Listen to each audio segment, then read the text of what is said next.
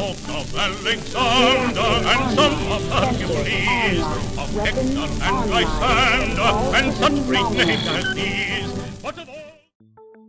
Hello and welcome to this Word of Mech review.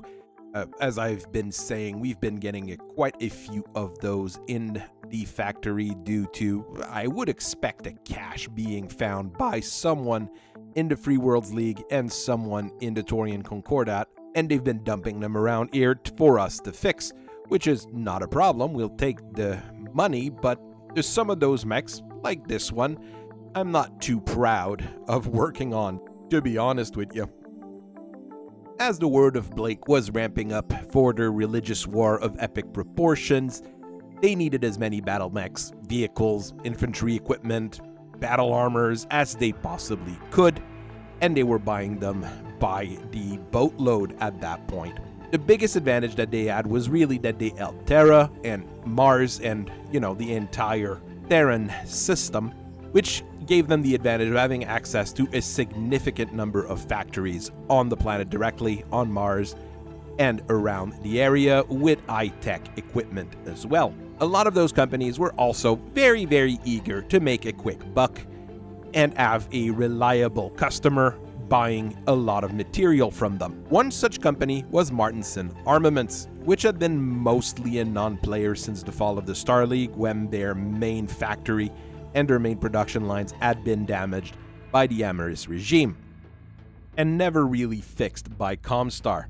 They were playing at building spare parts and remaining in business by selling bits and bobs of other battle mechs. The Blakist did allow them to reopen their lines on Terra to build a medium mech for them, amongst other things.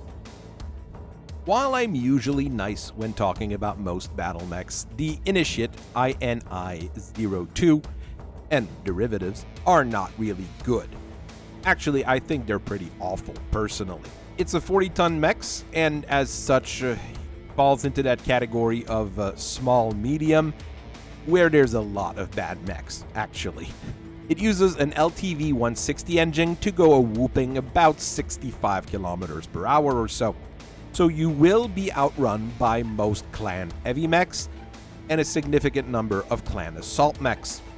If you're dealing with inner sphere units, anything that's more modern than, let's say, 30-60 will probably be able to outrun you as well. You do have the maximum amount of armor with 8.5 tons, so it's not bad, but you're still painting a huge bullseye on yourself with this machine because you're not going to be able to outrun what's coming your way. It had the advantage to be fairly cheap, at least for the base model, at about 3 million per. The only really expensive bit on it is the endosteel chassis. That 160 engine is not very expensive and not super rare either, and most of the bits and bobs on it are pretty standard fare nowadays. For additional protection, you do have case protecting your ammo, so you're not going to blow up if the ammo goes, and an anti-missile system, so if someone decides to shoot a missile barrage at you or an artillery missile, you might be able to intercept it, so it does give you a little bit more survivability.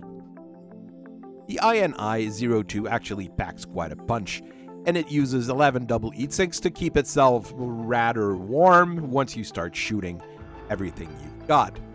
On the top, which is probably going to be your primary weapon, is an Irian V7 15-rack LRM, which gives you very good range and bombardment ability. Once your opponent catches up to you, because they will, you've got two Irian Super 6 medium lasers and an Irian 60mm 6 tubes SRM. Both are very good medium range weapon once you get into engagement range. But since things are going to get really, really dicey because, like I said, you're about as fast as an assault mech, you've got 3 diverse optics ER small laser to back everything up. You don't have any ANs, so you won't be punching anyone or getting into actual mech foo. But once the Zeus gets close to you and starts beating you up, you'll be able to maybe intercept the missiles he's going to shoot at you with that anti-missile. I don't know. This was the pre-Jihad model, and when the Jihad actually started and all the technology was available, the Initiate actually got a full refit to be part of the Blakist war machine, the during the kerfuffle. The engine is swapped with a light fusion engine, which increases the price and how fragile it is, but you get a compact gyro, which is a bit heavier and saves you room in the center torso. It's a bit more fragile, but you do get an improved C3i computer to direct your shot with everybody else in your team, which is not a bad thing because there's going to be faster mechs feeding you that information for you, but you're the medium mech, that 40-ton that should be feeding that information to people. Never mind that. For weaponry, you do get a 7-tube MML to replace that LRM-15. Not terrible, not wonderful. I would have kept the LRM, to be honest. And you get 3 small pulse lasers instead of the ER small lasers, which is pretty good if you're going to massacre some infantry, and a pair of light PPC, which still gives you a very good range. The only real problem is that it's about double the price tag, and it uses bits and bobs that are far rarer.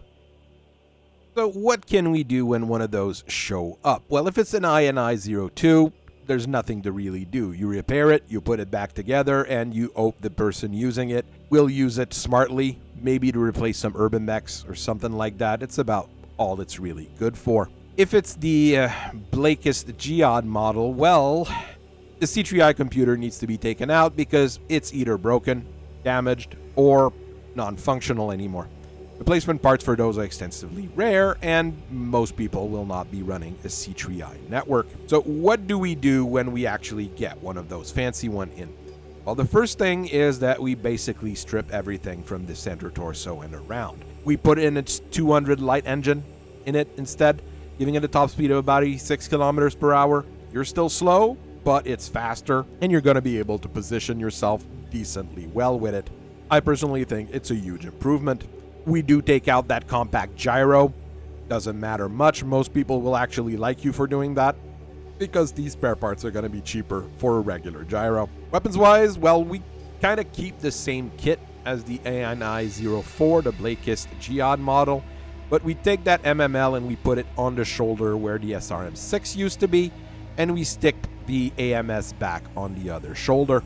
We put a case 2 instead of a basic case in to increase a bit of survivability, and you lose a negligible amount of armor for us doing that. Is it a great mech? Not really. Is it the mech you have?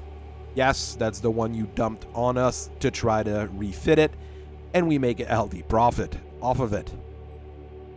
Martinson still exists after the Jihad, and the Republic of the Sphere did not buy back any of their designs for their military. They're back to producing spare parts, hoping that maybe someone will buy a license or get a factory open with their name on it, maybe in the boonies somewhere. The current owner of the factories are also highly unlikely to restart the production of the Initiate because Clan Wolf probably has far better medium mechs to build than a slow inner sphere technology-based medium.